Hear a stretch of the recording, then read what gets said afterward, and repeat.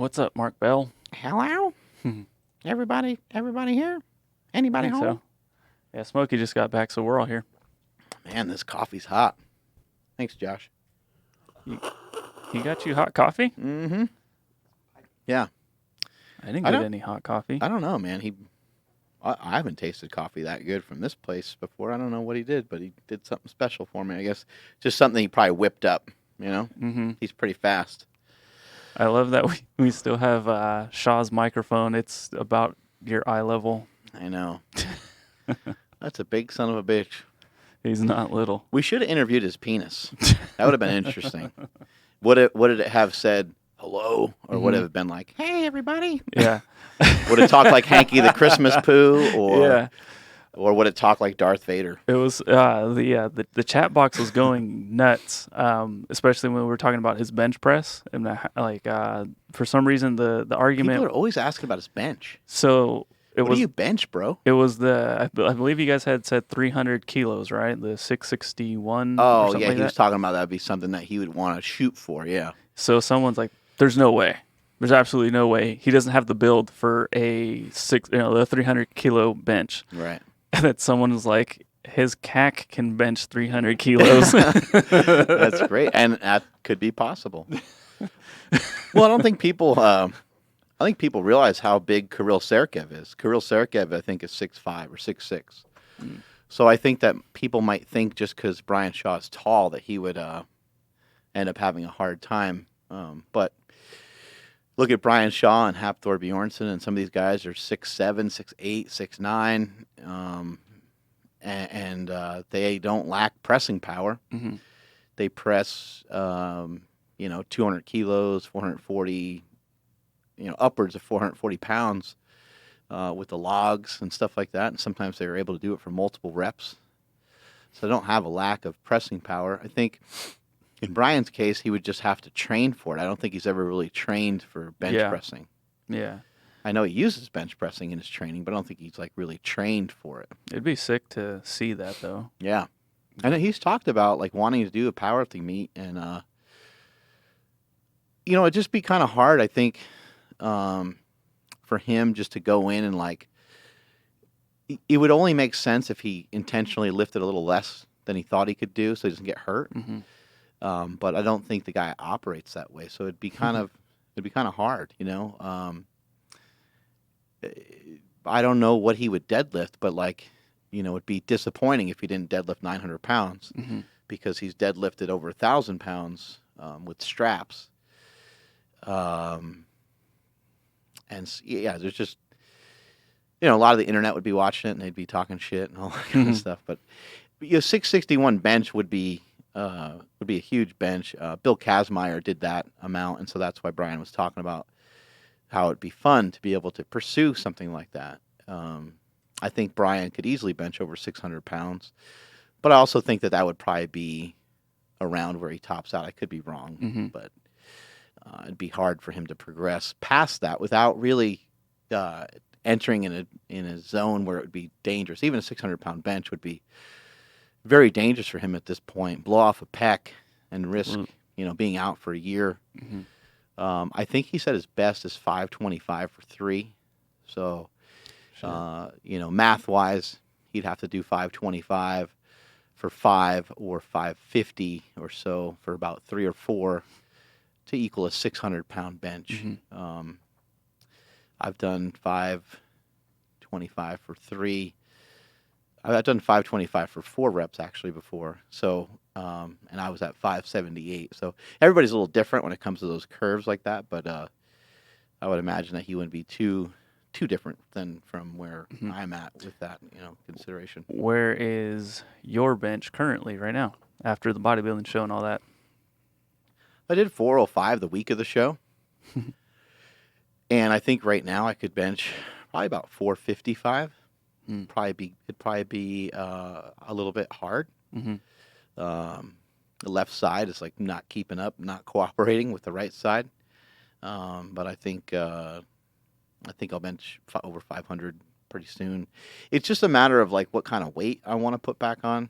If I stay, I weighed 242 this morning. If I stay under 250, For me, anyway, if I stay under 250, it'll be harder for me to bench press over 500 pounds. I've done it before. I weighed 245 and benched 500 for 3. That was also like 4 or 5 years ago. Every year that goes by, things get a little different and a little harder. What I don't want to do is I don't want to chase numbers the way that I used to. So I want to lift, and I want to feel good, and I want to look good, and I'd like to stay in good shape. So, like, I think, the Instagram post I made with the Furby, I think people sometimes some took it the wrong way, because they were like, oh, you should do both. You should get, bigger and leaner and stronger, or do all three. It's like, well, it doesn't, first of all, it doesn't work that way. And secondly, when I talked about getting like bigger and stronger, I didn't mean to get like big and fat. Being fat is in the past. Hopefully I never get fat again. I don't know what's going to happen when I'm 50, 60, 70. Maybe I will be the guy that is still hanging around some of these trade shows and they'll go, oh my God, did you see Mark Bell? He's so fat again. We'll have a conversation before that happens, though. Yeah. I hope so. Smokey will let you go. I won't, though. I know. Smokey loves fat Mark Bell and farty Mark Bell. Yeah. I feel that I changed a lot of my habits. Even right now, like I'm eating more of what I want, but what I want is the quality's increased. The quality of what I'm eating is a lot better than it was years ago. Yeah. So it's not like instead of wanting pizza, like my kids had pizza the other day, and I've been dying for pizza. Yeah. But they had pizza the other day, and I was like, yeah, I got filet mignon in the fridge. I'm gonna fucking cook that up. Mm-hmm. That's gonna be awesome. And I had it with some potatoes, and I ate a lot more than I normally would.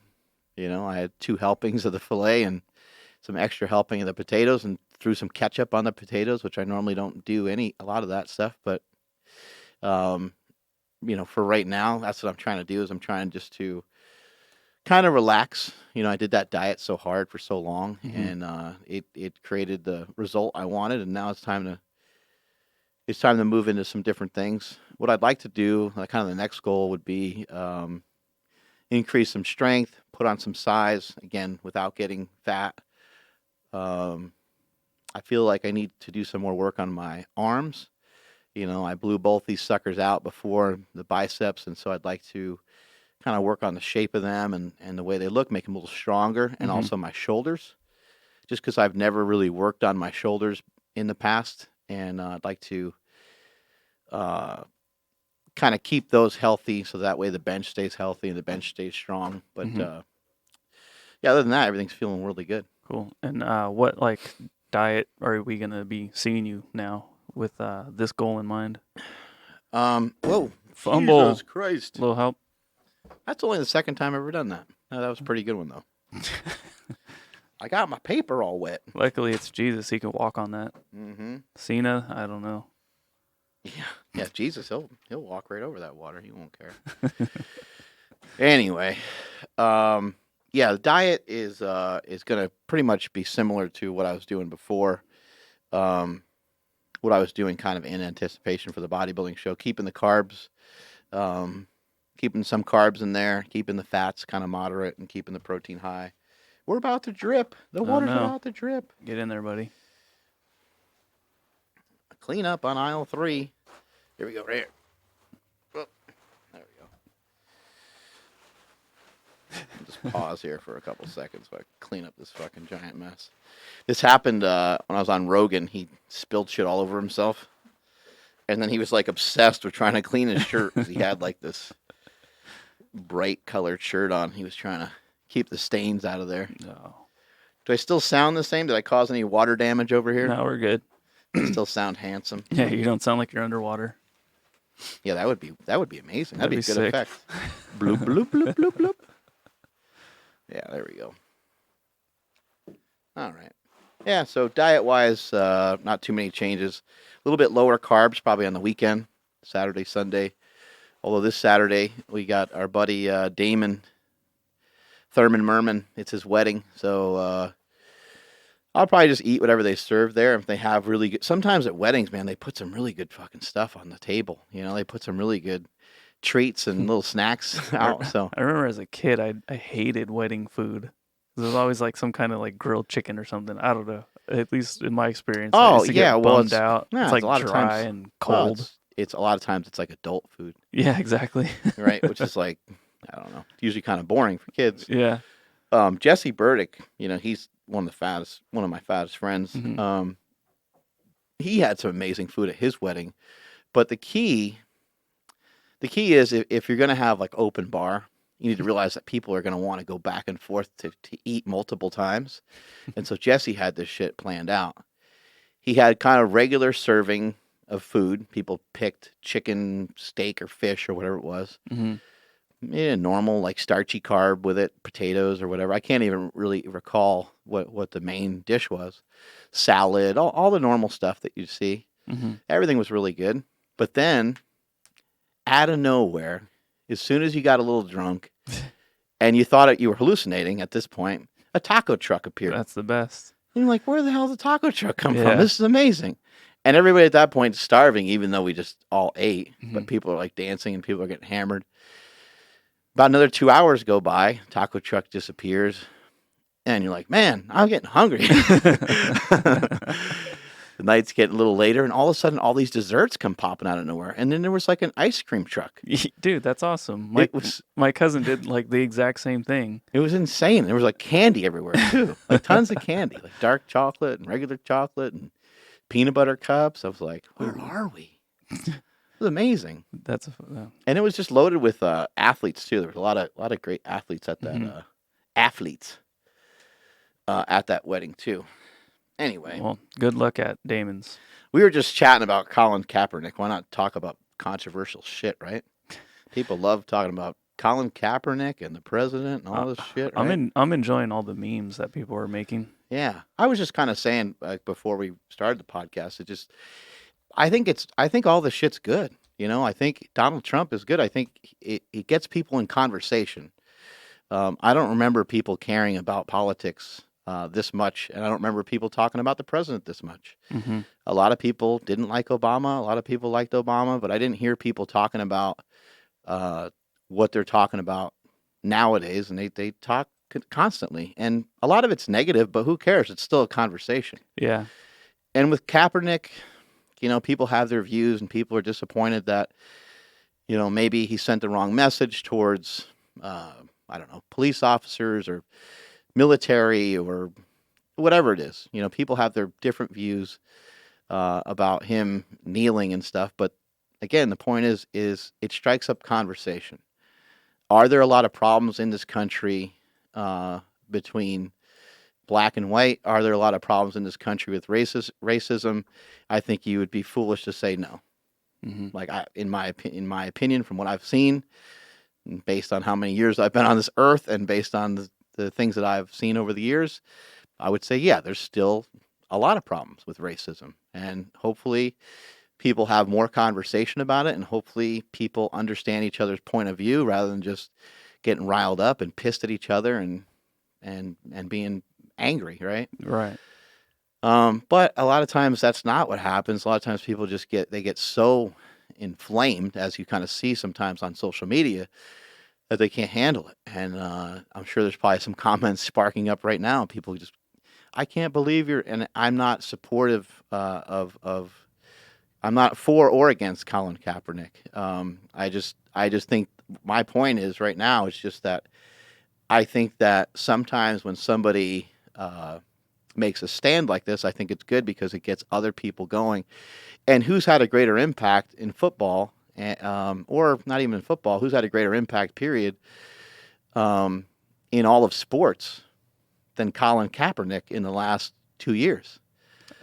I mean, even further than that, I can't really think of... Yeah, right. It might be longer, right? Like, I mean, would you say Tom Brady's had a bigger impact on society, Colin Kaepernick, right? Like, it's when you put it that way, it's fucking crazy to think. It's a weird conversation, right? Because he seems to get a lot of people really angry. People that are for and against whatever he's standing or kneeling for. Right. Because anybody that's on his side, they get really defensive as well. Right. So when you put it that way, it's like, holy shit! Like, you're right. Like, I can't think of anybody else that has had an impact in the world in sports. You know what I mean? Like, from sports. He's probably, like, I don't know, a lot of people tune in to see Tom Brady, right? Yeah. But a lot of people have tuned out from the NFL completely because of some of the rules. People are getting frustrated because, like, you can't kill each other as bad as you used to be able to kill each other. You can't spear, so I ain't watching it anymore. Yeah. I don't like it. You can't hurt yourself as much as you used to. Yeah, you hit the quarterback too hard, you get a flag. Yeah, and people get all mad about all that stuff. The only thing I know about Thursday night's game was the Julio Jones not catch. That's the only thing I seen come out from that. I don't even know who won. I don't know anything other than people can't figure out what a catch in the NFL is. Yeah, well, I'm not exactly sure what play because there was a lot of kind of controversial plays, but Julio Jones did catch the ball in the end zone, but he got pushed out, and you can push people out nowadays, and that's kind of part of the defense. But there's a lot of drop passes in that game, but that happens early in the season.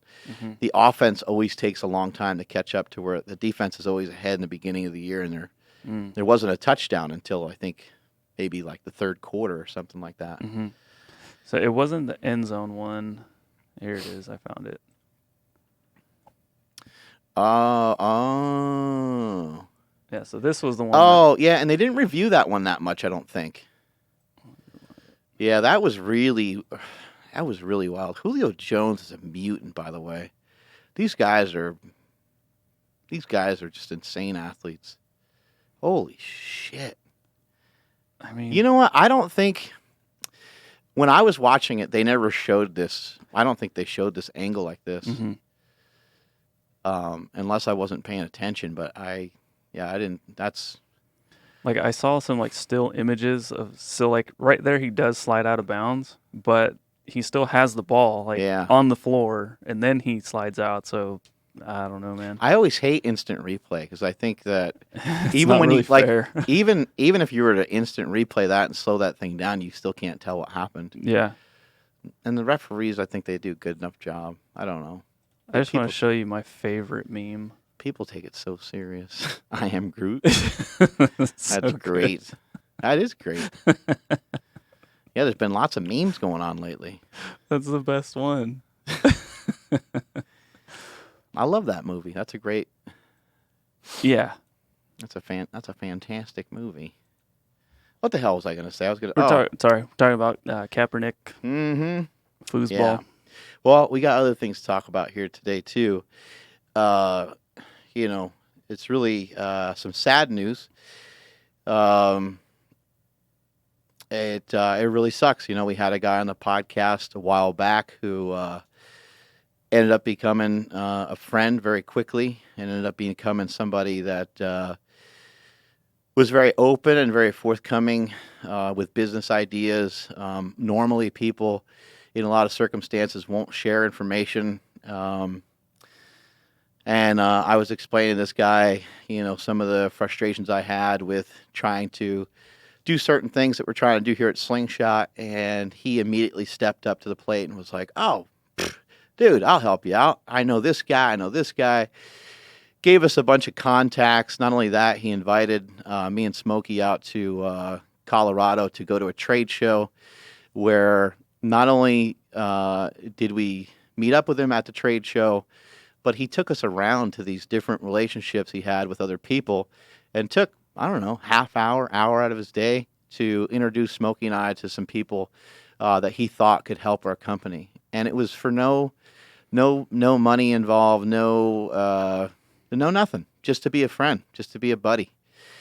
And, he was like that the second I met him. And I'm talking about Jason Harriston, who passed away recently. I'm not going to get into depth about what all happened, because I don't have any understanding of what did happen. I'll just say that he's gone, and that's really in the end all that matters. When my brother passed on, we still don't know exactly what happened.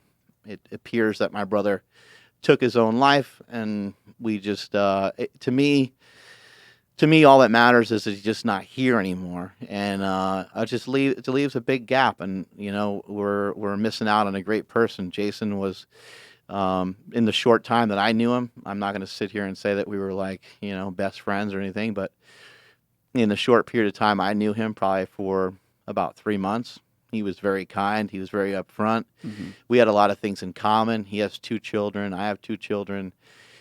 His wife is from the area, and that's why he lives here. I live in this area because my wife is from here. And he's also a guy that had an NFL football career for years. He suffered a broken neck and came back and played more football after that. So it gives you a sense of like, this is a tough son of a bitch. Yeah. Came back and stuck it out and tried to play a little bit more, and ultimately couldn't play any further in the NFL, and started a company called Sitka, I think is how you say the name. Mm-hmm. Sitka. Sitka, Yeah. There you go. Yeah. And he, at the very least, helped to create a space that didn't exist before. It was basically, I guess you'd say, performance-enhancing hunting gear. Mm-hmm. There wasn't really much of not that there wasn't much of a market for it, just no one really created it at that point, is my understanding of it anyway.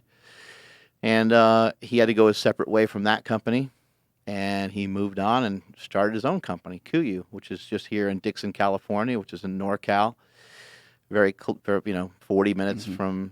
from where we're at here at Super Training Gym, and has a very, very successful business. Some of the stuff on the internet, if you read up, says that the company was in the $50 million range. So he knew what he was doing. Mm-hmm. He did a great job of building up a company, but An early adopter of the direct-to-consumer sales. right. When everybody else in his market was taking a $150 jacket, and then they were turning it around and selling it to the consumer for $300 or $400 because it was getting marked up quite a bit by the retailer, and then the retailer was then marking it up quite a bit to the end consumer. Jason thought that was crap, and he was like, I want to create quality stuff that comes in at a better, more reasonable price to the customer. He did that, and he did a great job creating Kuyu, and it just sucks. There's no other way to put it. I'm very sorry, for his family that they have to go through all this, and it's brutal. It's brutal to have something like this happen. I know a lot of people that are close to him, and a lot of people are really impacted. It's hard to figure out, like, what the hell do you do in these situations when somebody like this passes away. Mm-hmm. I think he was 47 years old, way too young. Way too young to pass on. But when I thought about, like, shit, what can I do? It's like there's not really much help I can be. But something I thought about doing was just writing a letter, and I was just going to write down the different my interaction with him, and I was going to write it down, and I was going to give it to one of his close friends and say, here, get an opportunity if you can give this to his children, maybe even hold on to it until they're a little older. But I just want to tell them the interaction I had with their dad, just because, like, maybe they'll need that, maybe they'll want that, Right. maybe they'll want to know how he was. And I'll say, look, I was a stranger to your dad. I didn't really know him. I didn't know him. And he came into my gym here in West Sacramento, came on my podcast, shared a lot of great stories on the podcast, shared a lot of great information, but right off the bat was so friendly and so nice to everybody. So I just would tell him, look, from my interactions with him, he was an awesome guy, who seemed like a stand-up guy. And anyway, it's like, what the hell do you do in situations like that, I can't even imagine. And when you said you guys had some similarities, you guys were freakishly similar paths. Yeah, it was pretty wild. Yeah, both started your businesses based out of necessity because nobody else was doing what you wanted to do. Right. And yeah, it's really sad and it's upsetting. And it just fucking sucks. Yeah, I know Casey was pretty taken back by it because he's got a family friend that is Casey is our warehouse guy. He's our shipping and receiving guy, our logistics guy, and I know he was really taken back by it because he's got a family member that's or a friend, family friend that is very close to Jason, and so yeah, it nailed the whole gym. We were just people that come on our podcast, they're kind of branded as being part of our podcast forever. Yeah. Once you're on here, you're on here for good, and you're from that day on, you or any buddies or whatever are welcome to the gym. And so yeah, just we try to make people feel good when they come here. And Jason, he pulled a slingshot on us, and he made all of us feel really good. Yeah. When he came in here and gave us a lot of good energy, got a good positive energy. Shared, like I said, he shared a lot of stuff that most people are not willing to share. So anyway, you're gonna be missed, Jason. And again, sorry, to the family that they have to go through all this stuff for whatever it's worth. Shifting gears, there's no good segue into trying to move on from something like that, but we're gonna do so anyway because this is the power project, and we have to just keep rolling on. That's the way it goes. We're going to talk about some goals, and we've talked about this so many different times, but the topic just keeps coming up. People ask over and over again. People ask about achievements, how to obtain achievements, how to hold on to achievements, where to go from certain achievements, and in my view of a lot of things, and you guys heard me say this many times before, where I talk about embracing your fears and following through with your dreams.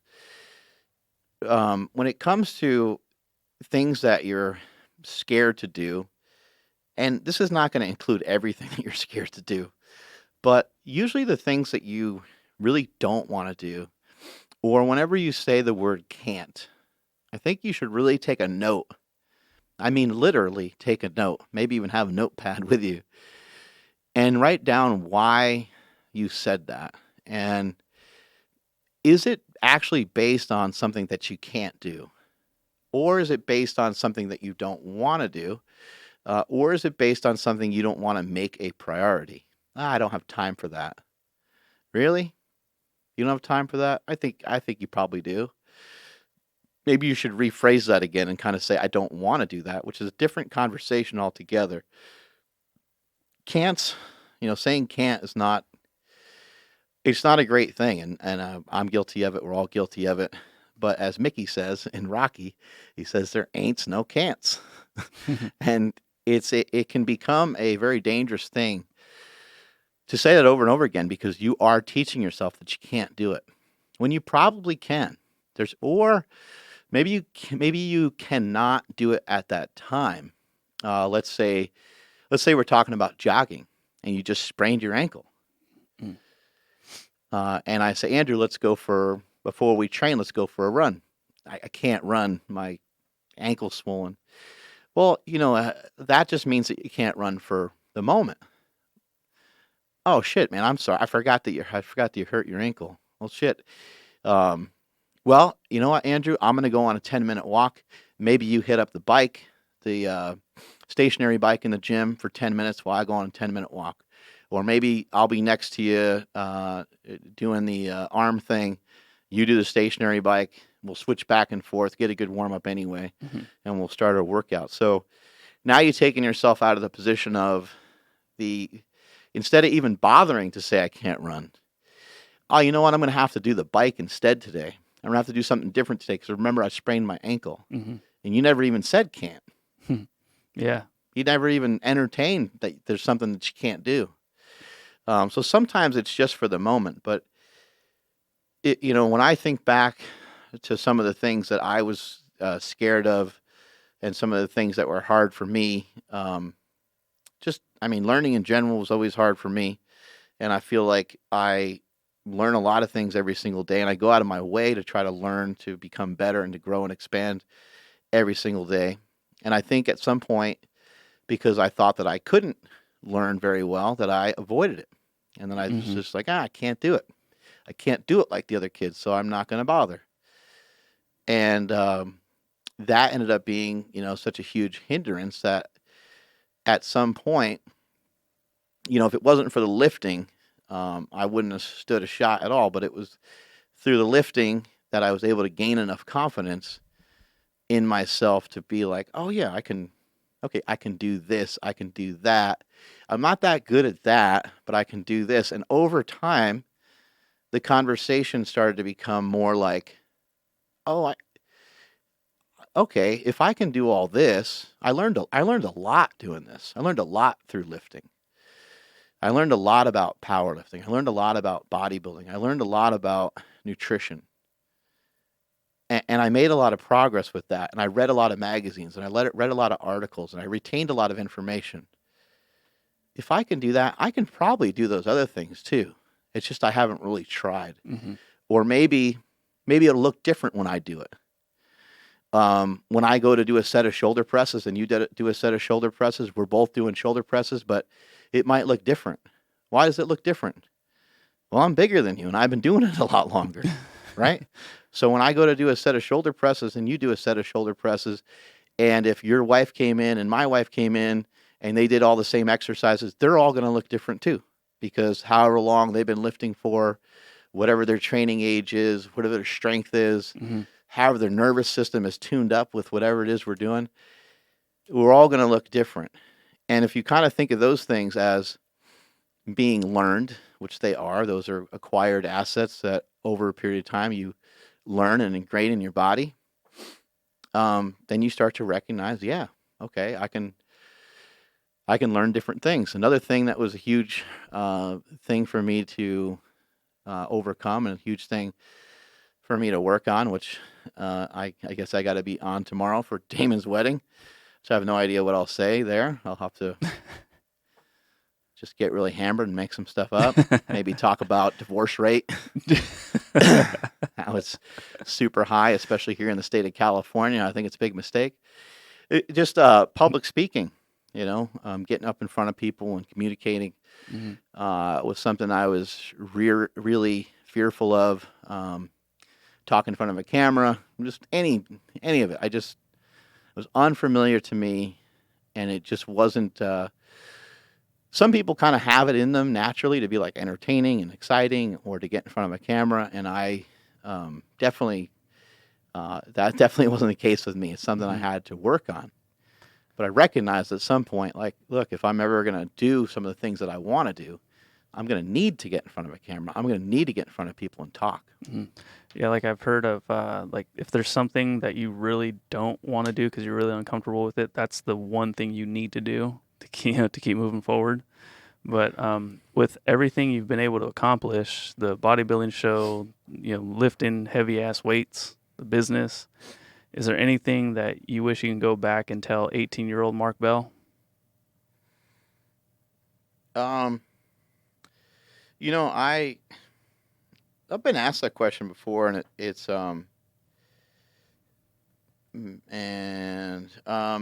the answer initially right off the bat would be no, because everything unfolded the way it needed to unfold. I was telling a story today that was chronological about kind of the history of Power Magazine, the history of Slingshot, the history of Super Training Gym. And if Super Training Gym was handed to me in the form that it is right now, and if Slingshot was handed to me in the form that it is right now, let's just say I was a good athlete, and somebody came to me and they said, you know what, all I want you to do is show up at this gym and lift like a savage 4 days a week. You'll go in the office like 2 hours a week, and then you're also going to own this company, because I want you to be the face of it. So same scenario as the way it is today, just I didn't put in any of the work to actually get here. you guys would all be unemployed very quickly, because I didn't deserve to get here. I didn't deserve to get to this spot. I didn't work for it, and therefore I wouldn't have acquired the attributes that are necessary today to be a leader of this company. I don't view myself as a boss. I view myself more as like a leader. And I hope that a lot of the people in here view themselves that way, rather than like necessarily like podcast engineer or whatever the fuck Smokey calls himself. People just view themselves more as leaders, and they take initiative to do things. And you want to be known for, you don't want to be known for a job. You want to be known for your work ethic. Oh, that's a podcast engineer. No. That's not the podcast engineer. That's Andrew, and he's a badass. I know that guy. He works his ass off. Isn't that Mark's training partner? But yeah, he also runs the podcast. That guy's a savage. Doesn't he do photos too? That guy's, yeah, man. Does that guy ever get any sleep? That's what you want people to say. You want people to know you for your work ethic, not for necessarily for your job. Mm-hmm. And so I think that if I was, go back in time and be able to tell myself, when I was younger, I mean, I might have said, hey, if you keep doing what you're doing, you're going to go blind, because, you're going to set a world record by jerking off 11 times a day. That might have been something I warned myself about, because I do have some trouble with my eyesight nowadays. But other than that, there wouldn't have been anything else I would have changed. I think that everything I have today had to be earned the way that it was earned, and I had to eat a lot of, as I say, shit sandwiches without the bread to get here. And that's the way it had to all unfold. The things that I've done in the past will never. I mean, look, you have no idea what's going to happen in your life. I mean, there's a lot of tragedies and things that can happen. So I don't want to. Aside from tragedies, there is nothing that I'll ever go through that'll be harder than the front half of getting this bitch off the ground, because I don't think people really understand, and they don't need to understand. They don't need to know. But it didn't happen overnight, and my kids were between the ages of like, I don't know, 1 and like 4 in the beginning of my powerlifting career as an adult. So 2 kids, a wife, no money, going to potentially lose our house. Things are wavering, not sure what I'm going to do. Just trying to figure shit out. We start Power Magazine. Power Magazine doesn't really make money, but it is kind of a start of some other ideas. Super Training Gym already existed at that time, but kind of barely. Super Training Gym wasn't free at that time, but it barely stayed above water. It was $125 a month. We had 10 members, but the gym cost $900. You start to add up that math, and it didn't really cost $900, probably more like $1,100 or $1,200. So that money was consumed. I didn't really work. I trained people here and there, but I didn't love it. It wasn't what I was passionate about, and so I put time into my gym. I put time into the people that were around me, try to make the gym better, because I felt that the gym was the answer, and I felt that making people stronger was going to be where the magic was. It ended up working out the way that it worked out because I kept learning so much information. Mm-hmm. I had what I call accelerated learning. I've heard Tim Ferriss talk about this before, and I just didn't understand that that's what I was doing. But through having Power Magazine and through the interviews that I set up through Power Magazine, by talking to the best people in the world, I was able to have accelerated learning. Therefore, my earning dollars were going through the roof, and I had no idea. And it was because I was rubbing elbows with people that were the best in the world at certain things. And when you look back at it and you're thinking about, oh, how does that equate? You're talking to a guy who's good at deadlifting. Well, because it's all the same formula. It's a lot of hard work. It takes time. You're going to get hurt. You're going to get hurt, like mentally, physically, emotionally. you're going to get damaged over the years. You're going to get damaged. How are you going to come back from that? Overcoming adversity. None of these things, no one is free of these things. All these things happen. Michael Phelps, probably the greatest athlete of all time. I mean, I don't even know if you can debate that.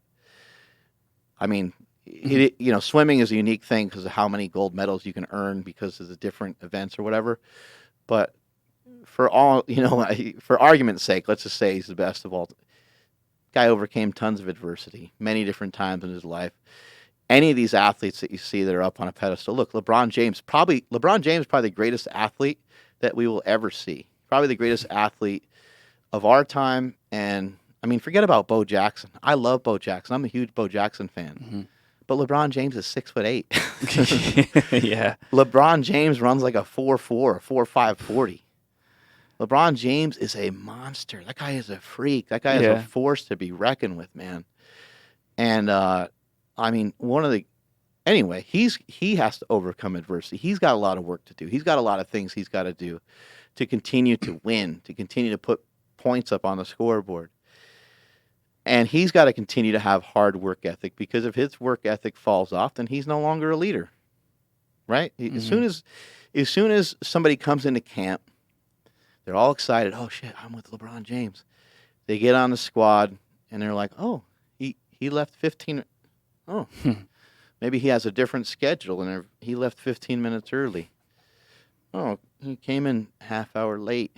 Oh, he's not going to come around for free throws or work on plays or talking about practice. Yeah, he keeps leaving early. He keeps he's showing up late and leaving early every day. And that's not going to work. That's not going to work at a certain point. So, I continued to learn and continue to grow and expand from there. And it's something I talk about all the time. You guys heard me talk about Jim Rohn quite a bit. There's other people that have talked about it before him. Zig Ziglar, if you can stomach listening to him, he's a nut. But personal development, building up that personal development. How, not just like getting smarter, but having the development necessary to be able to hold on to the things that you have. It's really important. It's really an important thing. Do you want someone just to come along and just give you like a Ferrari?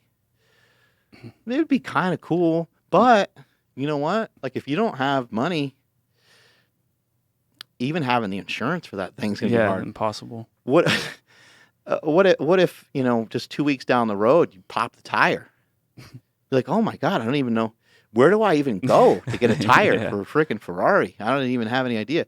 And not only did you smash the tire, but you bent the whole like frame because the things are sensitive and you didn't know how to drive it or whatever. Now you're like, I don't even. Where do these rich people go to like get this shit done? I don't even know. Cool ornament in the driveway now. Right. And there's that saying, I've mentioned it before, that if you were to divide the world's money up equally amongst everybody, you just sort of hand out $100K to everybody, it would eventually end up back in the hands of the people that are wealthy, the people that understood how to make moves with that money, people that understood how to earn that money in the first. It's all about being earned, right? What's your earning? If you have good earning potential, then you are limitless with the things that you can do. And I think that's really important for people to know. And what do you need to have good earning potential? You need to have a good heart. You need to be a nice person. You need to be willing to work. You need to show up on time. And that's about it. You don't need to be smart. You can actually be dumb if you want. Look at us. Yeah. Look at us. You can be distracted. You can be all kinds of things. You can have hobbies on the side. I mean, you can have a fun life. You don't have to be like militant and all crazy and like all gun ho about everything all the time and super organized or any of that.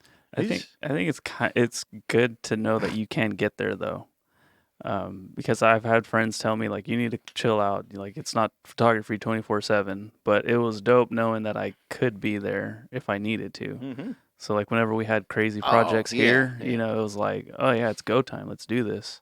It was. I don't know why this just popped up in my head, but we had to get a slideshow for my grandmother's funeral. we had like a couple hours to do it. Everyone's panicking. We're all freaking out. And they finally come to me way later than I expected. And I was like, oh, yeah, cool. Let's get this done. And they're just, everyone's faces were just like, we have, I'm like, yeah, we're going to do it. It's fine. Don't worry about it. And it was just really cool knowing that I could get to that place. But now I'm understanding, like, trying to finish all my work before I go home now and, chilling out, playing Street Fighter or something. How you playing Street Fighter? What do we got? Nintendo Switch. I gotta get me one of those. I've been talking about that forever. That thing looks pretty sick. Dude, there's this other game I just started called Hollow Knight. So hold on a second before we get on to Hollow Knight. The Nintendo Switch. Can you play it on a regular sized TV too? Absolutely. But you have like a handheld thing, right? So the console itself. I'm so old. I don't know what's going on. The console itself one of those guys is now. They're called Joy-Cons on the side. You clip them into the. It looks like a Kindle, e-reader or whatever.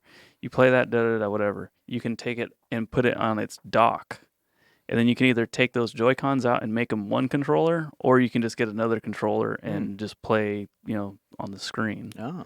It's dude, it's so good. Playing on the screen, does it have to be like hooked in through wires and shit? Or? Just through HDMI, just like anything else. Gotcha. Yeah, but just being able to be on the go, or like when we're on planes and stuff, it's so good. Oh, I love video games. And then the Nintendo Switch, it has old shit too, right? So they're gonna do even more old shit, but yeah, there's like old games that are available on the eShop, but their online service is about to come out, and they have old NES games that are gonna be available. That's pretty cool. I was thinking about getting a TV in here and just getting even an old Nintendo. I saw you can get just a regular old Nintendo for like $60. Yeah. I was like, that's pretty sweet. Yeah, they have like the retro ones where it's like a mini one and there's like 600 games or something crazy like that in there. That'd be pretty sick. That's awesome. Yeah. That'd be a lot of fun. Yeah, that kind of stuff. So what's up with Hollow Knight? So it's just here we go. It's a Metroidvania game. So it's just like a platformer. You're just jumping on shit everywhere, but you're like, I love Metroid. That was a great game. So that's its whole genre now. It's its own thing. You have to like discover like shit and get like abilities, and it's really intense for just a 2D platforming game where you're jumping back and forth. But it's so in depth and complex, and like I'm barely scratching the surface. There's video games that are ingrained in my head that I think that like one day I'll have like dementia, and the only thing I'm going to remember are some of those video games. Yeah. There's weird games that are ingrained in my head to the point where I almost think that they are. I almost think that they're like a dream. I'm like, was that actually a game? Yeah. But I remember me and my brothers would play this game. I think it was called Caveman Games, and you could like start a fire. I don't remember the other things that you would do, but like you would start a fire and you would like tapping the buttons. One of those button mashing games, and you would be like starting this fire and you get it smoking and stuff. But you could look over at the other guy and see what he was doing, and you could just smash him. So you could like beat him over the head and like mess up his fire. What the heck? I don't know this game. It was amazing. And there was another game that we used to play called Jerry Glanville's Pigskin Football. And it was like this football game with like these mutants and stuff. And there's also Mutant League. Mutant League football was pretty sick. I remember that. With Bones Jackson. Yeah, but Bones Justice, not Jackson. Yeah, it was something like that, right? What was the other game called? It was Jerry Glanville's Pigskin Football.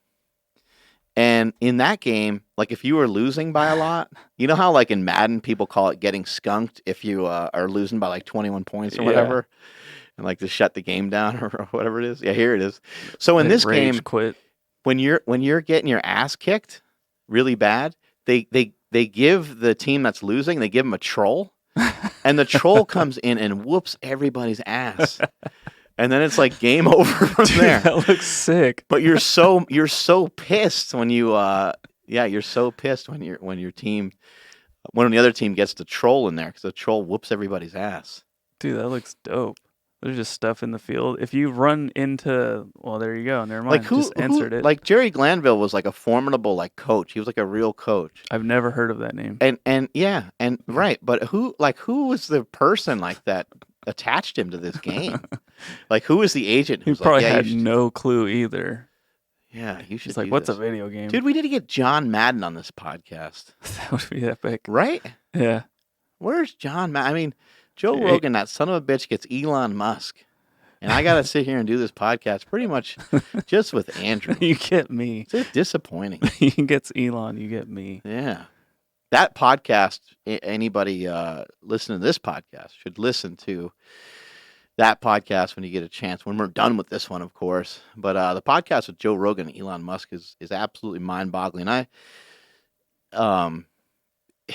It doesn't even make any sense to me that I was on a show that now Elon Musk was on. Mhm. Like, to me, like, that makes me really proud. That's really cool. And Joe Rogan's show, with or without Elon Musk, has been amazing anyway. Yeah. But I mean, that really puts some icing on the cake. Like, Elon Musk is next level. And I think you saw that with Joe Rogan, where he was like, you know what? Like, most of the people that are like on Elon Musk's level are dead. They're gone. Like, people don't usually realize how important somebody like that is until they're gone. But Elon Musk has done so much shit in such a short period of time that people already understand, like, no. This guy's really different, and we should pay attention to what he's doing. Yeah.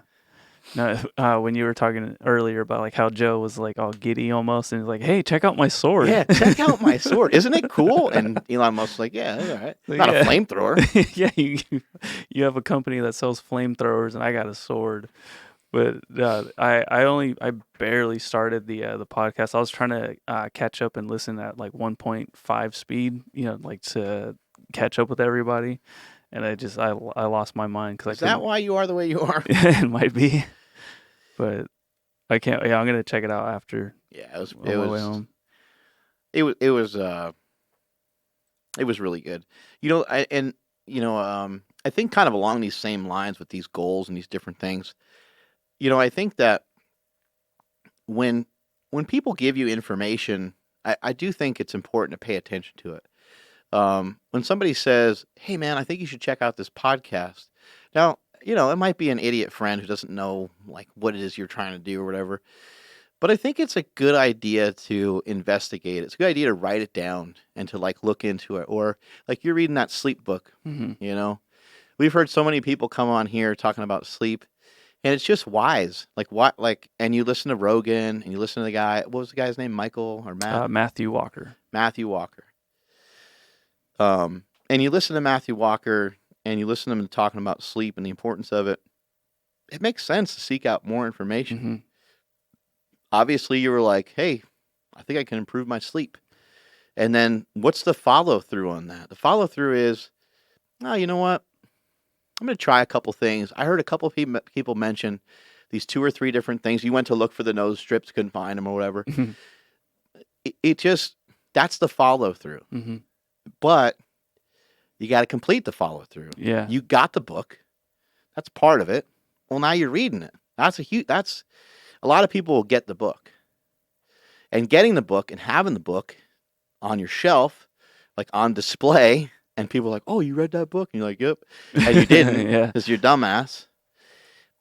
That's what most people are missing. They're missing that little extra piece. Yeah. They're missing that little follow through. And I think a lot of times it happens because we paralyze ourselves. It's called analysis paralysis, where you overanalyze the reasons on why and why you shouldn't, Mm-hmm. why you should and shouldn't do stuff.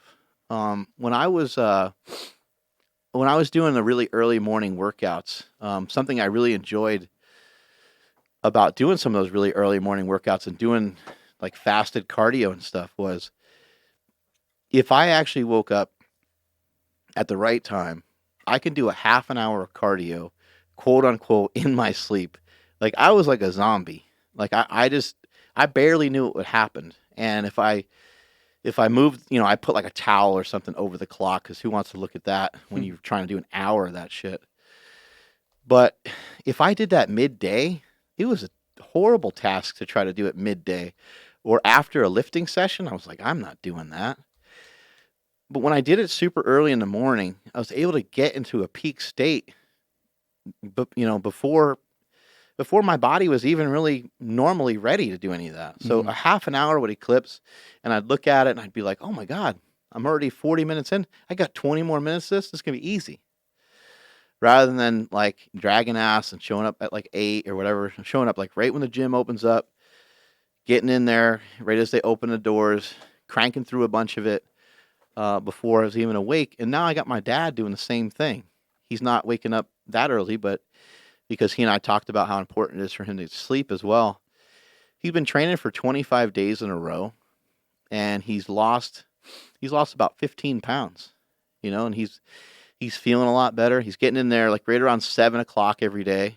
My wife actually told me this morning, she's like, I'm at swim practice and your dad's over here training. Nice. Your dad's over here lifting, because she goes to Davis Swim and Fitness. It's our friend's gym out there. And so I the follow through is really important. I've been telling my dad about lifting forever. My dad came to me like, a few weeks ago, and he's like, man, my blood pressure's high. And, he was all concerned about it. I said, Dad, all you got to do is, this is very simple. Let's not think that this is a mountain to climb. This is like stepping up onto a curb. That's how hard this is. That's how hard it's going to be. Yeah. It's not going to be any harder than that. All you have to do is recognize, oh, there's a curb there. I don't want to trip over it. And all you do is pick up your foot a little higher than you normally would to take a step forward. And that's it. And it's a matter of just getting started. And once you get started, to have that follow through. He could have said, oh, yeah, my son said to go to the gym, so I'm going to go get a membership. Right? You can't go get him. He was like, I think I'm going to go over there one day and get a membership. I said, no. I said, no, you're not doing that. I said, you and I are going to go tomorrow. We're going to go, you're going to do cardio, and you're going to lift. And he's like, but I'm not signed up. I'm like, it won't matter. Let's just go. Yeah. Because he's thinking about the barriers, right? Yeah. And don't think about any of that. Don't the old, and this is from John Madden, don't worry about the horse being blind, just load the wagon. He'd say that before every football game. And that's a philosophy that I strongly believe in. Like, who cares about the details? I don't care how we're going to get there. We're going to figure out how to get there. Let's figure it out together. And so I just went to the gym that one day with my dad, and I said, you're going to do this every day. And, I talked to him too. I was like, Dad, you've overcame cancer. You've overcome diabetes in the past. You've overcome all these things, all these obstacles. You overcame being with my crazy mom for however many years. Sorry, Mom. For however long you guys been together for. And you've overcome all these things. You have a lot of strength in you. You're a lot stronger than you understand. But meanwhile, you don't have the strength to walk by a bowl of potato chips without eating a bunch of them. Because you're like, screw it. Like, I'll just have, but why? What's the point in that? Like, what's it for? Is it a reward? If it's a reward because you were working hard and it's your birthday, or it's, we don't want to get into celebrating too many things, but celebrations are okay.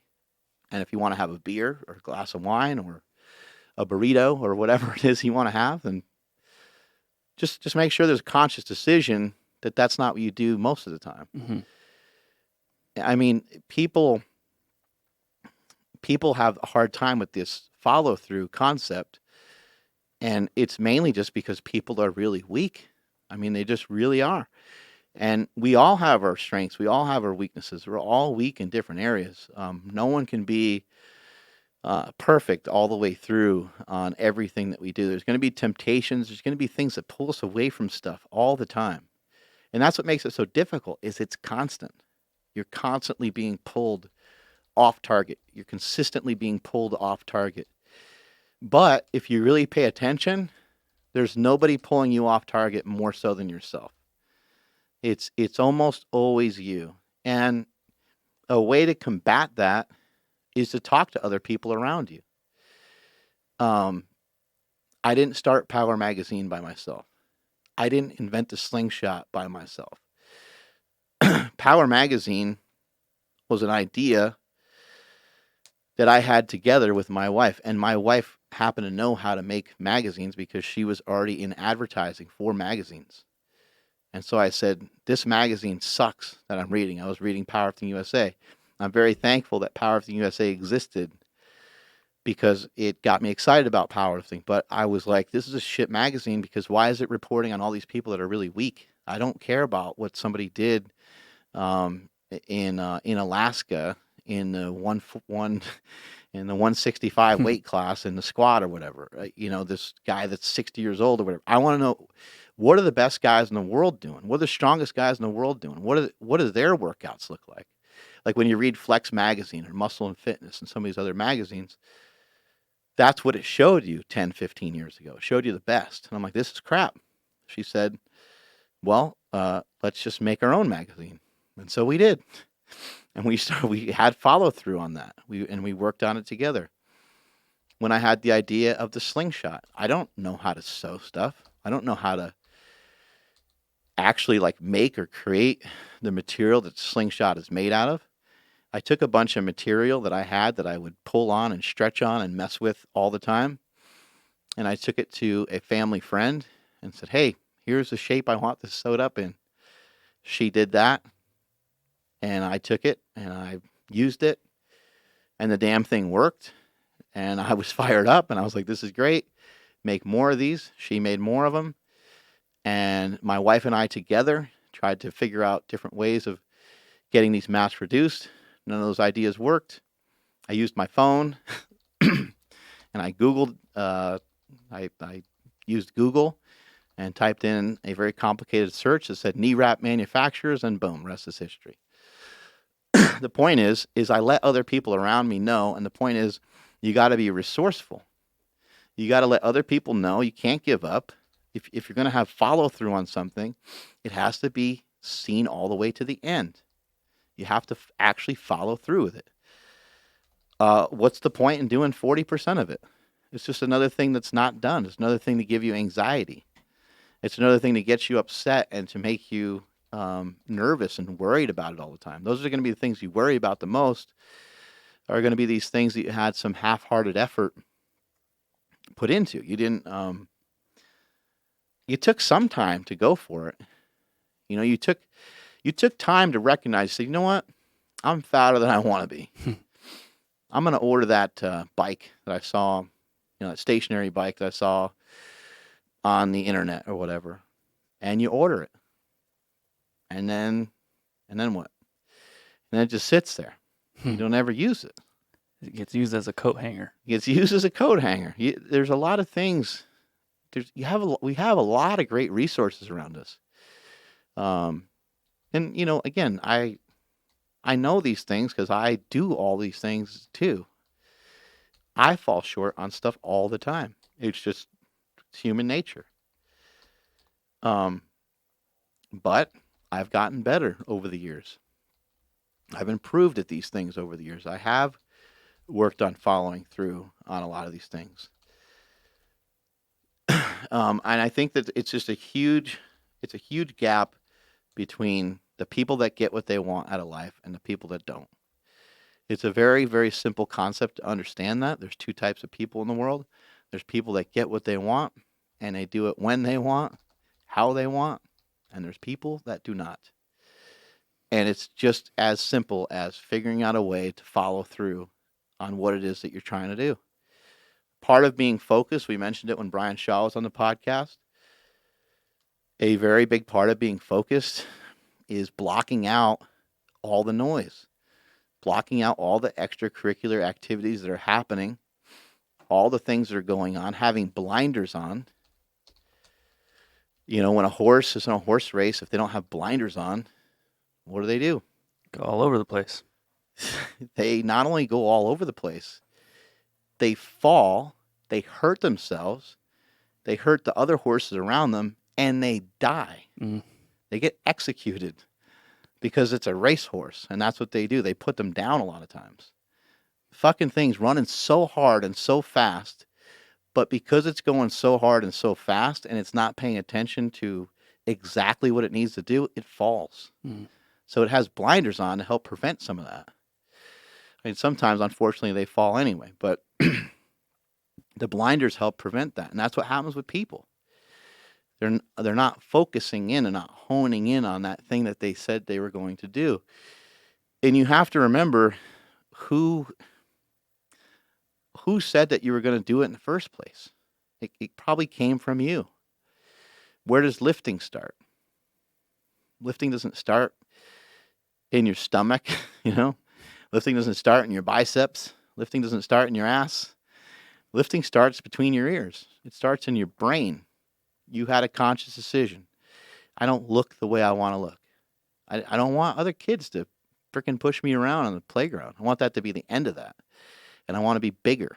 And I want them to look at me and go, man, I ain't pushing that guy. Yeah. That probably would not be a good idea. That guy looks a lot bigger than me. I ain't pushing him. Or you want to have the ability to defend yourself if you need to, or at least look like you can. Or the other conversation is, man, I want to look better. I want to be able to, like, my friends are starting to get chicks and I can't figure this thing out. I'm going to go do some curls. I'm going to show these chicks what's up. Straight to the curls. I feel this in my triceps. That's a famous quote from Andrew. He feels everything in his triceps. Today's leg workout was really tough on my triceps. Well, they're growing. Loading up the plates for you. It's just really bad on the triceps. Today was a monstrous squat Today workout. was great. I'm not going to recover from that. And then yesterday's booby workout. Chesticles. That was really good. Just another day for Smokey, though. Yep. Yeah, Smokey probably just brushed it off. Probably doesn't even feel it anymore. Nope. All those years of training. Yeah. When you were talking about like looking online, getting the exercise bike, have you seen this mirror that you can? Looks on like, wheels. So yes, there's a stand for it. So I know we're getting excited, but you can like turn it on, and you have like an online like coach to go through like certain movements, but you see yourself in the mirror while the coach is doing it as well. Wow. I don't know if it's like a virtual coach or if like there's actually somebody on the other end, but like you work out in like a room, right? And you can like post selfies and you see everybody else in your group. I'll tell you where there needs to be a mirror. There needs to be a mirror in front of the bowl that you're eating, right? When you sit down and you eat and you're like, man, I'm starving. You got a big thing of ice cream and a freaking mirror pops up right in front of your fat face. You'd be like, oh my God, I need to put this ice cream away. Yeah. Or this bowl of Cocoa Puffs in the middle of the night. Cocoa Puffs. Cocoa Puffs. Not a bad choice. Yeah. Yeah, we've been talking about having a mirror in the gym. A mirror with wheels. That'd be so dope. Oh man, we need that. I think in front of the preacher Smokey and Shaw came up with this concept. Yeah, they said it was a 60-40 effort though. Both wanted to take credit. Shaw said it was half his, then Smokey being the businessman, I'll say. Very shrewd businessman. He would only give him 60-40. But I was just telling him like it'd be sick to roll the mirror in front of the other mirrors so you can get the front and back. Yeah. Well, part of ownership, you take ownership of all the things involved with this mirror. And the mirror is $349, so I'm glad to hear that Smokey and Brian Shaw are going to pay for it. That's tight. Yeah. Way to step up. Why was it so expensive? $349. We try to look for, I try to look on other, it's hard to find. Dude, my dad could probably make something for us from like IKEA. It'll be sick. That would be funny. Your dad's like, yeah, I'll make this for you. And then he buys it from IKEA. Yeah, well, he'd have to like modify it and like customize. Soup it up. Yeah, exactly. He's a master fabricator. Oh, well, there you go. We have some machines that don't have mirrors in front of it. And we could really use that. What about a mirror over top of the bench press? You'd be able to see like how crooked you are every time you bench. That'd be I know tough. I'm really crooked. I'd get really Big Roy distracted. Yeah. Nobody's ever seen themselves bench before, have they? Not from that angle. Bathroom stalls? Oh, we just wheel it in there? No. Like a mirror up top. Oh, above?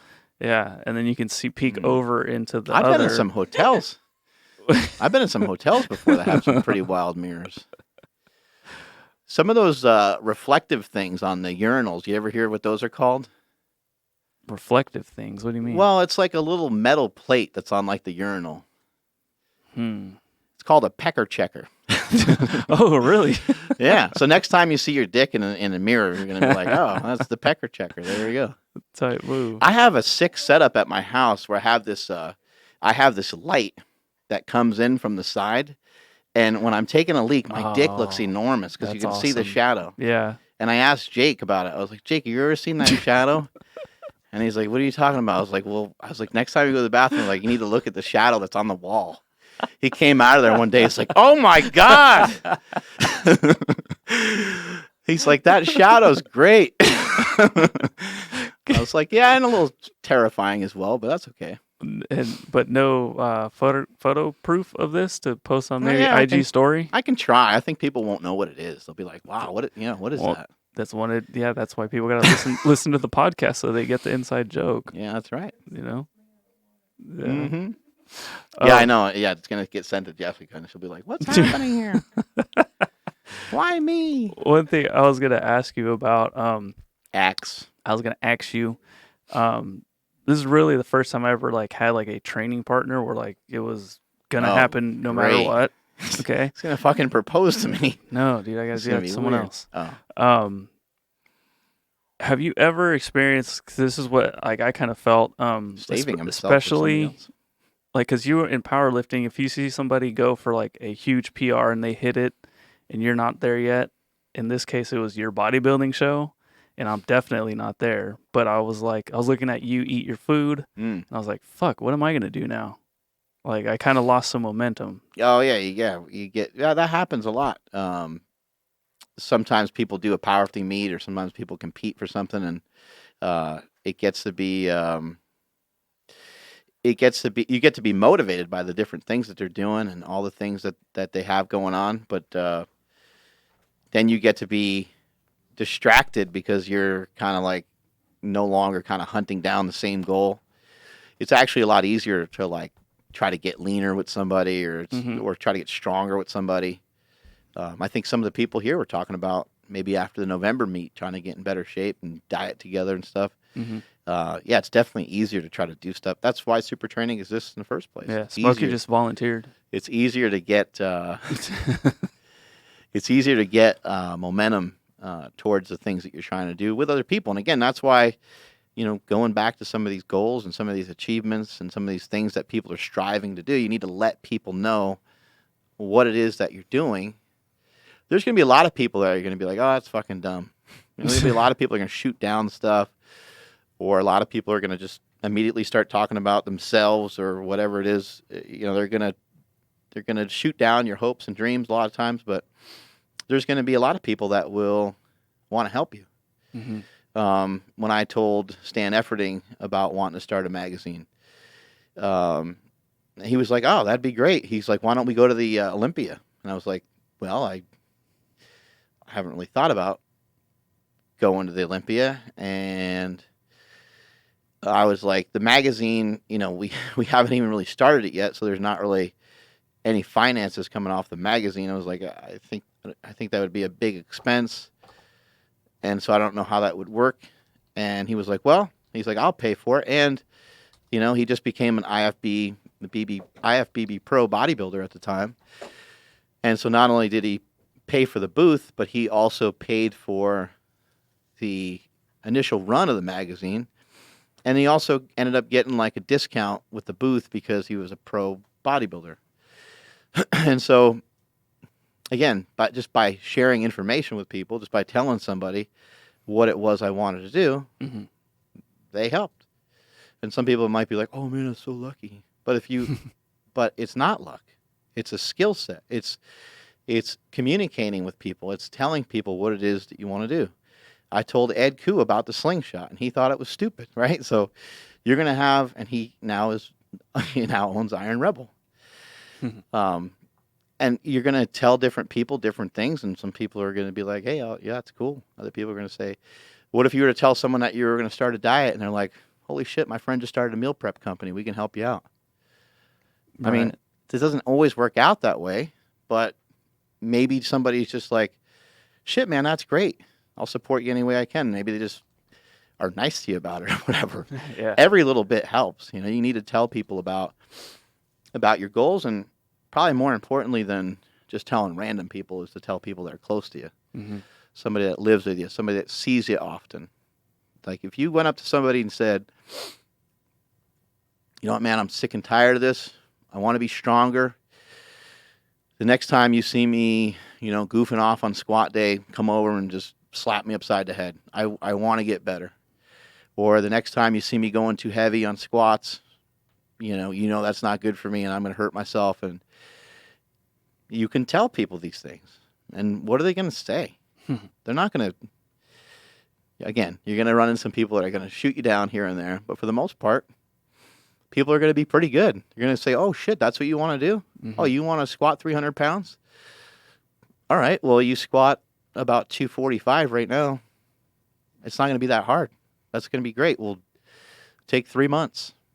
3 months, like you just set a goal, let other people know, tell people what's up, and they're going to want to support you rather than drag your ass down. And it's going to make following through with your dreams and all these things going to make it a lot easier.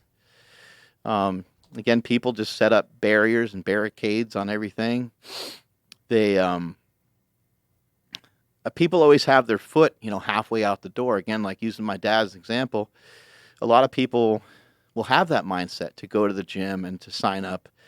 But when they sign up, they're not going to be in their gym clothes because they're not going to even bring their gym clothes with them. Mm-hmm. Already setting themselves up to miss that day. I'm going to start Monday.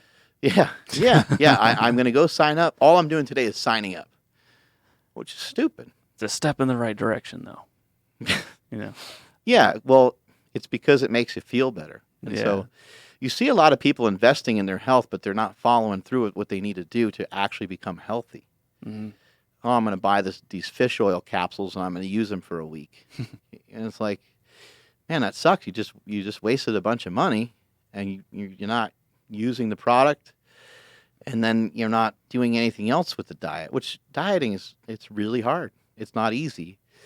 I mean, people try to think about a diet in terms of, let's just take anybody who's listening to this podcast right now who doesn't currently diet, or take just about anybody's mom, dad, aunt, or uncle that has never really messed with it before. What if those people were to diet once a week? What if they were to be conscious of their food for a 24-hour period one time a week?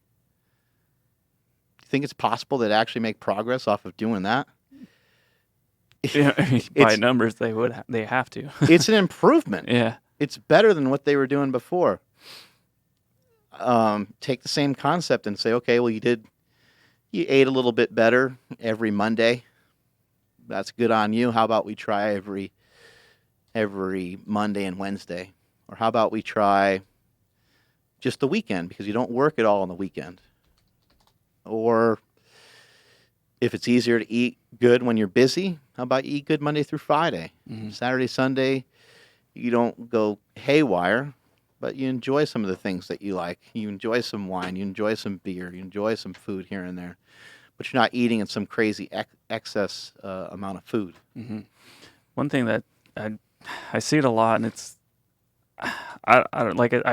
Luckily I've never been fat, so I don't really know what it feels like to not be able to eat this or that, but it drives me nuts. I'll see somebody, she's probably not listening, so if she is, I'm apologizing in advance. Every time I see this person, she wants to lose weight. Like, I fell off the wagon. I got to do this. I got to do that. I know. But every time I see her, she's drinking soda. And I was like, have you tried cutting that out? It's like, no, I got to have it. It's like, well, fuck. Like, come on, man, start somewhere. But every single time, it's the same conversation. Yeah. I know I gotta. Yeah, it's like almost like they think I'm judging them. It's like, no, like I'm not, even though I kind of am right now. But in person, I'm like, no, I'm here to help you. Like I've given out War on Carbs, the book. Sorry, haven't just handed somebody a war. But where does that come from? Like where it's just they kind of almost accept it, but they know they shouldn't do it. Do you know what I'm getting at? Yeah, 100%. No, everyone's guilty of that in some degree towards anything that you want to improve. You're probably still going to have some habits that aren't great. Mm-hmm. It's not easy to break these cycles, but I think that people a lot of times are a little bit all or nothing with things, and they think that if you say that they have to cut out soda, they're like fearful that you just took something away from them. Mm-hmm. It's almost like a little kid that's like 5 years old. There's a 5-year-old and there's a 3-year-old. And the 3-year-old takes the old toy of the 5-year-old. And the 5-year-old flips out. Mm-hmm. And they haven't even touched that toy in the last 2 years. Yeah. They do not care about that toy. They think it's a baby toy. They don't mess with it anymore at all. But the 3-year-old took it and now they want it back. Mm-hmm. And I think people are that fearful of you taking stuff away from them. And then there's a parent yelling, "You have to share." Yeah, you gotta share. And they're like, "Fuck that." I know. Sharing is bullshit. Sharing is a stupid concept. I don't know where that came from. Think about that. Like if you knocked on your neighbor's door and like, "Hey man, I need to use your car," they'd be like, "Get lost." Yeah. No, but we got to share, right? Yeah, I've been telling you since you were a kid. Yeah, the teacher taught me in kindergarten. I didn't mean to cut you off. It's just that's what I see in my head because I've seen it too many times where it's like, fuck that toy, and then all of a sudden, wait, no, that's my favorite toy. But when you put it that way about taking something away, I hadn't even thought of that. Well, it gives people anxiety. Okay. It gives people anxiety. So people get used to having ice cream at the end of the night. They get used to having something sweet at the end of the night. They're used to drinking their soda. They're used to drinking their beer when they get home. They're used to, when it's hot out and they want to have a barbecue, they got to drink every time. Like they say these things. They say that they have to do it, right? Oh man, I can't have barbecued ribs without drinking, or I can't wake up without coffee. I can't do this without that. And it's like, that's unfortunate that you actually need that. Mm-hmm. You need coffee after you slept for 8 hours. I'm confused. You want coffee. Mm-hmm. Makes a lot of sense. You need coffee to function. Like, how? I mean, that's a really you say these things to yourself and you make yourself really weak is what happens. So I think when it comes to this soda thing, I think probably our safest bet and probably our only hope with any of this stuff is to use addition as a form of subtraction. So if I add so much to your day, if I make your day so rich, you will have no choice but to take out some of those poor choices over a period of time. And your day will become richer and richer and richer over a period of time. So if you're, let's take the soda as an example. And you say, I want you to drink 3 glasses. I want you to drink three cups of water throughout the day that are 12 to 16 ounces minimum. Well, now I just added a lot more liquid to your day, right? I want you to eat 4 or 5 meals for the day. Split up whatever it is you're normally doing. I'm not even going to change the style of food that you eat. I just want you to spread it out throughout the day a little bit more and eat a little bit less with each meal. If you're going to go to Chipotle and have a burrito for lunch, just eat half of it. Eat half the amount of chips. 2 hours later, eat the other half. Give it some time to digest and eat the rest 2 hours, 3 hours later. Do the same thing with your other meals. You come home from work and it's 5:30, 6 o'clock. Eat about half your dinner. If you're still hungry, 2 hours later, eat it again. You just add to people's day. So I told you to eat more often. Mm-hmm. I told you to drink more. I need you to sleep 8 hours every night. I need you to sleep more. You need to pay attention more to your sleep. I don't want you to wake up from an alarm. I want you to go to bed to an alarm. Have the alarm set you in motion to go to sleep. You go to sleep at the right time, and you will automatically wake up, and you won't really need the alarm clock. A lot of times you'll wake up quite a bit earlier than is even necessary. When you start to add to people's day and you say, I want you to have 1 apple every day. I want you to have a serving of berries every day. I want you to have, I'd like you to have 4 ounces of orange juice every day. I'd like to see you add in some oatmeal once a day. I'd like to see you add in more protein. How much protein are you taking in? It'd be great. Okay, you're not really taking in that much protein, and you just started an exercise routine. You're gonna have to have more protein. So maybe they increase their protein by 100 grams, which is a lot for somebody. So now you're like, okay, you need to have 1 protein shake a day. So now I just told somebody to eat 4 or 5 times a day. I just told them to have a protein shake every day. On top of all this, you want to have somebody have a serving of vegetables every day, 1 at minimum, if not 2. And I want you to walk twice a day for 10 minutes. Mm-hmm. Well, fuck, man, now my whole day's full. And if you have that Coke, the Coke is a drop in the bucket. If you have 1 can of Coke, maybe 2 cans of Coke, look, for you and I, we look at that thing and we almost have a heart attack because we look at it and we're like, oh, 33 grams of sugar. They're used to it. Mm-hmm. Their bodies are used to. They're not feeling it. It's not registering the same way. They're not realizing all the artificial weird shit in there. That's and you know what? To be honest, they're better off. They're better off not knowing some of the shit that we know because it can be paralyzing at times, and it can be. It can give you anxiety because you don't know what to fucking eat sometimes. You're like, I don't even know what's healthy anymore. But when you keep adding and adding and adding, at some point, when you're putting in more effort and you're being more consistent with everything that you need to do, hopefully at some point, you will subtract it out by yourself. And when you do it by yourself, that's when it's going to be a permanent change that you do forever. And I think that's the most effective way. And I think that's what we're trying to communicate in this movie that my brother and I are working on with nutrition is that I can't take stuff away from you. I can't go into your house and throw out all your stuff. It's not going to work. Like, people need strategy. People need strategy, and they need people to actually care. They need people to give them. People need to arm other people with the information necessary so they can make better choices. But they don't need to beat the shit out of them about it. You know, I've racked my brain on this for a long time. I've helped people that are overweight for decades. I've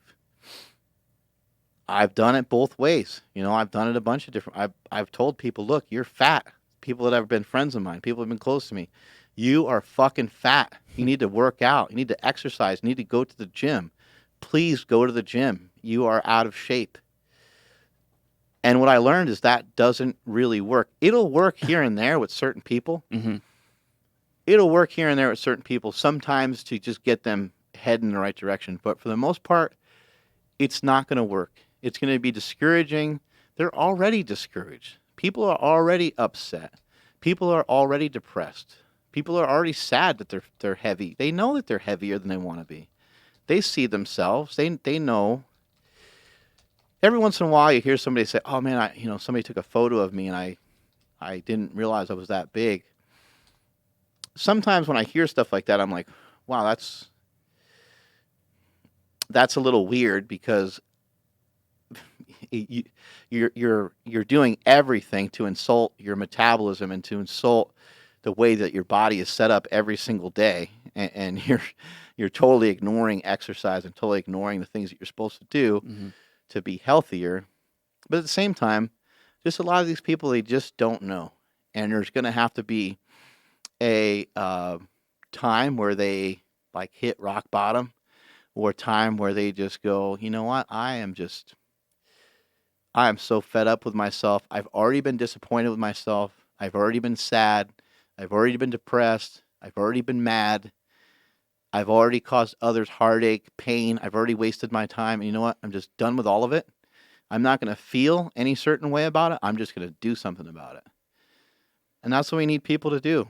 And the only way that I see it happening is to try to be encouraging. I don't think Jack LaLanne tried to do it. Jack LaLanne was like mean about it. You know, he was kind of a dick about it. But yeah, people have to be encouraging. They have to give people. I personally think that everybody needs to lift weights. I think that lifting weights is really effective at burning up glucose. People eat too much sugar. People will always have bad eating habits.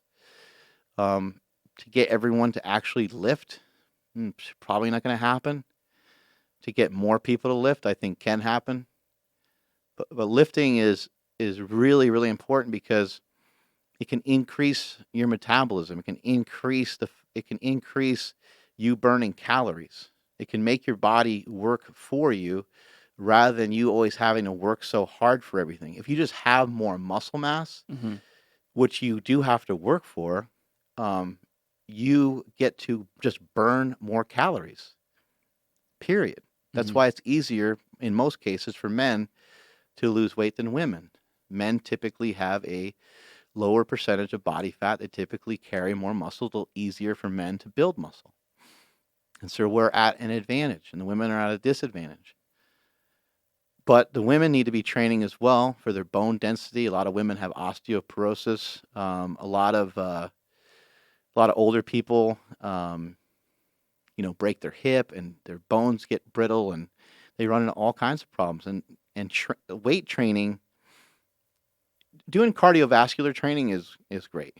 Going for a walk is great. All these things, all these forms of exercise, they are all good. And anytime you can add any sort of resistance to them, they usually get even better. But people need to weight train because the weight training is going to be something that is actually going to change the hormones in your body to be more favorable towards you getting the body that you want. It's going to change your growth hormone. It's going to change your insulin. It's going to change your glucose levels. It's going to change your blood pressure. It's going to change so many different things.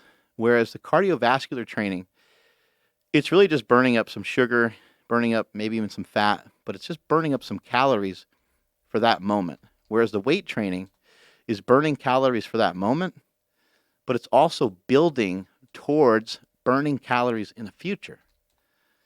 So you really end up with a really awesome result. How much training do people need to do? My dad has been going to the gym every day for the last 25 days. And I think that he's there for like 40 minutes.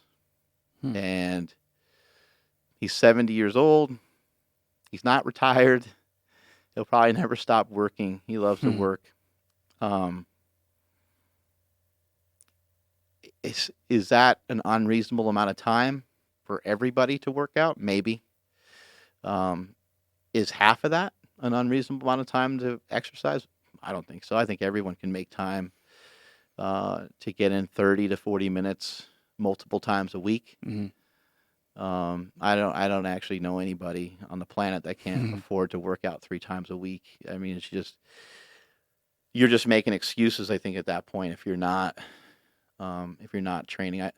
I think it's a huge mistake to not try to take care of yourself and to not do things for yourself. Most of the successful people that I know, they wake up every morning, and before they go diving into their phone, they usually do some things for themselves, whether it's listen to music, listen to a podcast, go for a walk, weight train. Just imagine if you had the habit of every day when you woke up, the first thing you did is like whatever it is that you feel that you need to do the most of, however that positions you for the day. I know for me, like, I mean, I'm obsessed with exercise, so I love to wake up and go for a walk. And every time I get back from the walk, I feel better. I feel ready for the day. I feel good. I feel strong. I mean, I did a walk today, even though we trained early. Still got up and I walked for half an hour. It just makes you feel good. So also people need to know too, people that exercise aren't in the shape that they want to be in either. People that are at the gym are fat. There's many people at the gym that are fatter than they want to be. So I think that this notion of, I can't do that. I can't go to the gym. People are going to make fun of me there. I'm too fat. I'm not in good enough shape. They got mirrors there, and there's going to be other people there going to be laughing at me. No, there's people at the gym that are really out of shape, but they're making the effort. They're there, and they're already making that effort. You're going to see other people there that are similar to whatever shape you're in. Right. Whether you're 50 years old and you're not overweight, or you're 50 years old and you're 200 pounds overweight, you're going to see other people at a commercial gym that are in the same shoes as you are. Same chubby little shoes. And same experience, too. You're going to see people at the gym that are too skinny, that are skinnier than they want to be. Mm-hmm. Whatever body frame you have, if you go to a local gym, you're going to see people in a similar situation. They're too short, they're too fat, they're too tall, they're too skinny, they're too this, they're too that. You'll see it all. And there's people there that have dealt with it before. Mm-hmm. If you have no clue what to do, if you really don't understand, get a trainer. But again, this goes back to following through.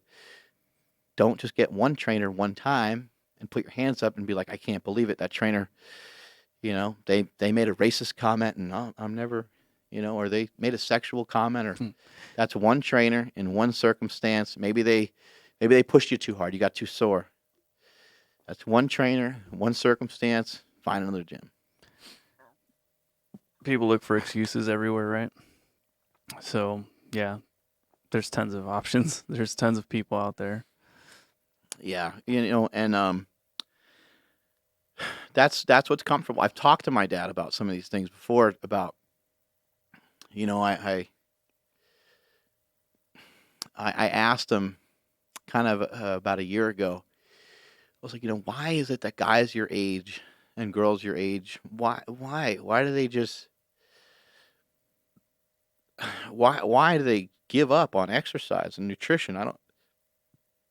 I know it wasn't part of your life when you were young, but you know better now. Mm-hmm.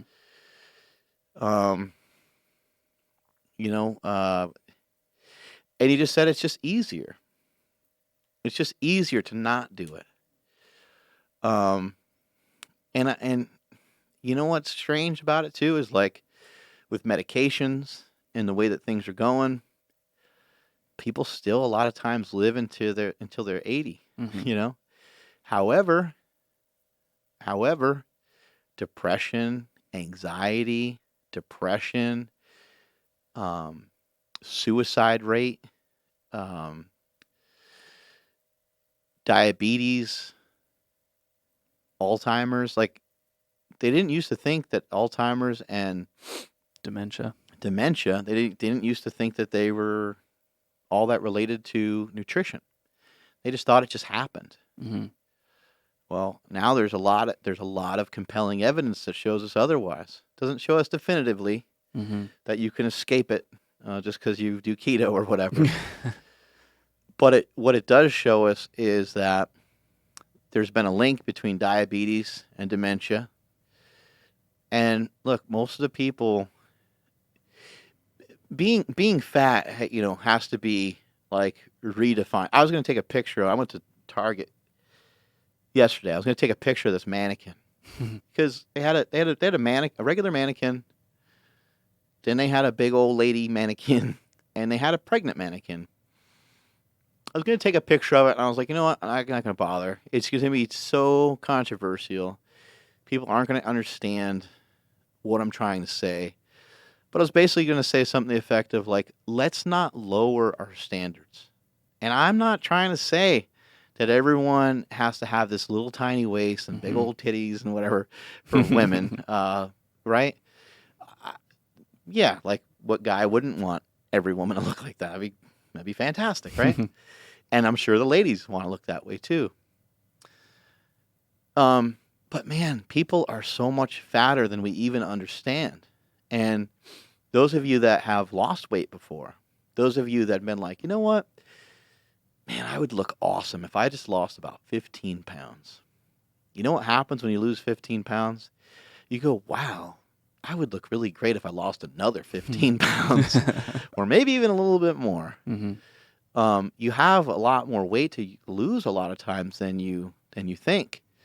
And a lot of these older people that have dementia and have some of these things, they kind of look small, they look frail, but they still have excessive amounts of body fat on them that are not necessary. I'm not saying that everyone needs to be sculpted, so please don't misunderstand what I'm trying to convey here. But let's not lower our standards and think, oh, well, this is just the times, and then, there's more convenient foods out there. So no, we can't bypass the way our bodies are supposed to be.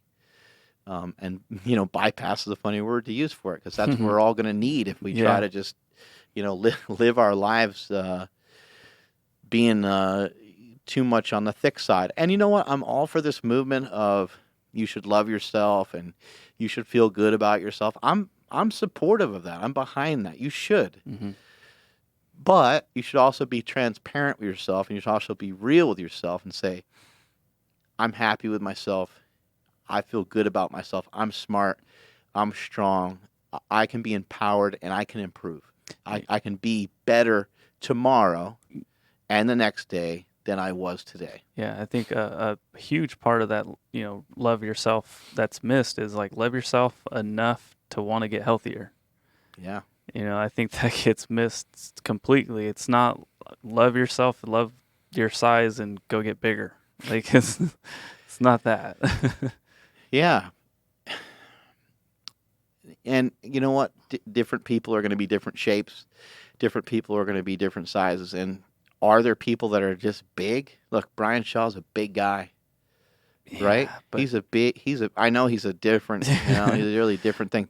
But there's guys that are kind of, I don't want to say like Brian Shaw. That's a disservice to him. Mm-hmm. There's guys that are big, that are 6'5", 6'6", 6'7", and they're wearing the big dog clothing, and they're at the local county fair, and they're 400 pounds. They're just big. Who knows why? Big old hands, big old feet, giant wrists, big. Giant kneecaps, giant forehead. You're like, I don't know what this guy. This guy looks like a goddamn polar bear. Checking right? out dude's kneecaps. Yeah, nice kneecaps, bro. Yeah. What I was gonna say about Shaw is when we took him to Lululemon and he had to try on all those clothes that obviously did not fit him. Mm-hmm. But when you said he's different, yeah, he's different because he's huge. But when he put on those tight shirts, you can see he was actually jacked. It was really eye opening because he's always wearing big shirts, like they're loose. But he put on he's wearing a big shirt, and the shirt tends to kind of puff away from him because he does have a stomach. Yeah. And the stomach is kind of yields a lot of that power, a lot of that horsepower that he's got, But you're right. Brian Shaw has tremendous amounts of muscle. And you know what? I mean, shit, it would take all of about 3 months to get him. The transformation I made, Brian Shaw can probably take a massive dump on that because that guy's he has elite level amounts of muscle on his body. I feel pretty good about the jackness level that I got, but I don't have that next level of the amount of muscle mass some of these bodybuilders have. I certainly don't have that amount. Those guys have a good 20 extra 30 pounds on me, and they got some really good density. Branch Warren, is a lot shorter, but weighs about the same. Me and Jay Cutler were probably similar height, to give you an idea, and Jay Cutler was probably 265 on stage or 260 on stage, and I was 235 on stage, which is good. But certainly, anyway, my point is that Shaw, if he was to cut up, you would see that he has substantial amounts of muscle on him. Would he be the first to win the Arnold Strongman and Arnold bodybuilding show? Yeah, no one's ever done anything like that. Yeah, Brian, I don't, look, I've never, you're never going to put anything. I'm joking, but I'm never going to say that Brian couldn't do something, but being a pro bodybuilder is a real big animal. It's a real tough thing to do. Mm-hmm. We got anything else? There's been, a lot of steroid talk and whatnot. Oh my God. I know. And you've answered this many, many times before, but it's what's hot right now in the streets or the chat box. God. What's the heaviest bench that we know from a natural athlete? Just from the drug tested guys, Yeah. So that's all you can kind of go off of. I think some of the bigger benches are in the 620 pound range. About 100-pound difference from where Kirill Serkiv is. And non-tested athletes. Those guys are non-tested. Yeah, they're in the 620-pound range probably. Gotcha. So then tested athletes, where are they at? The best is Kirill Serkiv with like a 722. So it's about 100-pound. Gotcha. Okay. About 100-pound difference. So there you go, guys. But I don't really know, I know. We don't know, but that's the only way. And it was such a hard question to even ask. That's why I had to break it down that way, which was how much Right. Can you lift naturally versus how much you can lift? I would have benched 500, probably more like touch and go rather than paused, naturally. And then with stuff, I did 578. In addition to that, I actually did perform my floor press at Westside Barbell, where I did a 500-pound floor press. So, and that was before I touched anything. Mm-hmm. Anyway, I got to pee. So yeah, that's all I got. I just wanted to get that one out there, but yeah, that's it, dude. all right, strength is never a weakness. Weakness never a strength. Peace.